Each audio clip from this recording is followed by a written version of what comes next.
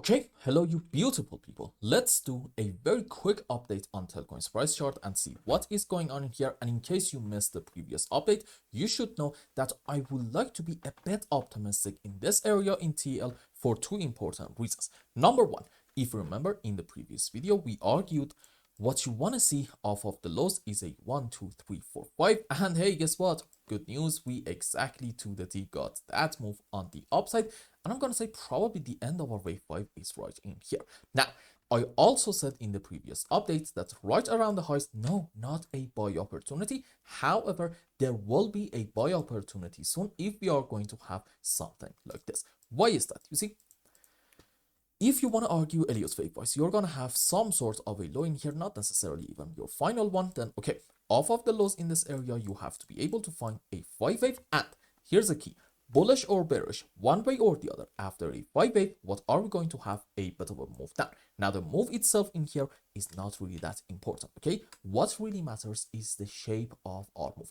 In case we end up having a correction structure, a relatively slow and choppy move, fair enough, then this can be right around the lows, a beautiful buy opportunity. And this was the exact topic of the previous video. We said if we get a corrective movement, open a long in here in hope that we go up and have the next phase like this. Now, let's go on the live chart and see what is going on. And by the way, reason number two for why around the current area I do like to be a bit optimistic comes down to classic TA, meaning support and resistances. And in case you don't know or don't remember, you see this is a major area of support for TELCOIN from weekly and daily time frame at the same time. And I'm gonna be honest with you, as long as we are staying above this level, I'm gonna be optimistic and every single time call for some good moves on the upside. On the other hand, God forbid if we end up getting a break of this level, meaning we go under it, do a slow and choppy pullback, and then have another move down in order to take this low, which means this is essentially confirmed as a broken support. At that point, I'm gonna be very patient and careful because that setup essentially suggests no, unfortunately, our move down is not really over yet. So right now, again, since we haven't broken this area yet, let's be a bit optimistic as long as we're not proven otherwise. Now, Elliot's wave price, back to what we were talking about.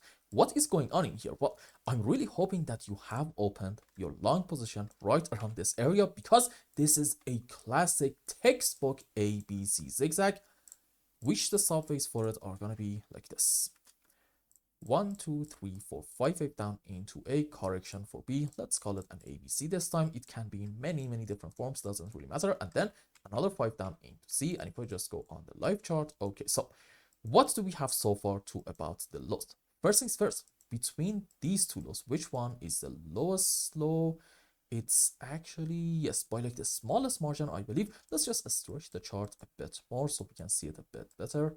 There we go. Yes, by the smallest margin, it's actually this one. And I'm going to say probably we are having from this high wave 1, probably wave 2 to about here, another move down into wave 3 and 4 and 5, followed by this seems to be a beautiful A, B, C, D, E, a triangle structure, and then yet another 5 wave down, maybe something like this, like 1, 2, 3, 4, 5 waves. So far you can definitely say this is an A, B, C zigzag. Now, did you have some other reasons to open a bit of a long position in here? I'm gonna say yes, despite the fact that I haven't checked it yet. I'm gonna say most likely in here we got a bit of a bounce from a very key Fibonacci retracement level. Did we though?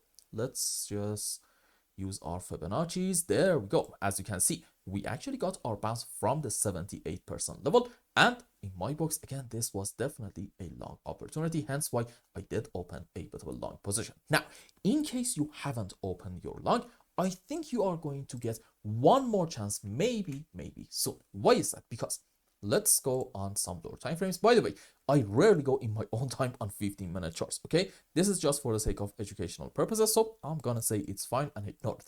Let's just zoom out. What do you have in here?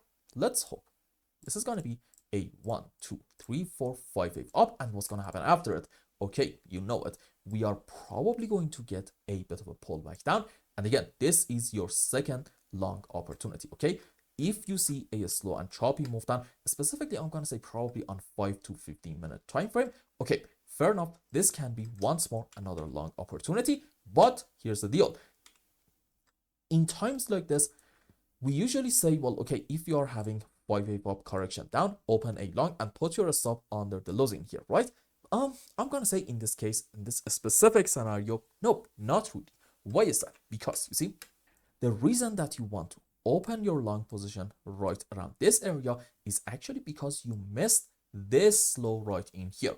In other words, you should have opened your position in this area, and if you were to open your position right in here, where would have been your stop loss? You know it, actually under this low in here, about, let's say, 0.195 of a cent. Now, for those of you who have opened your positions, what's going to be your target? Well, actually, it can be, I believe, somewhere around the previous high, right in here.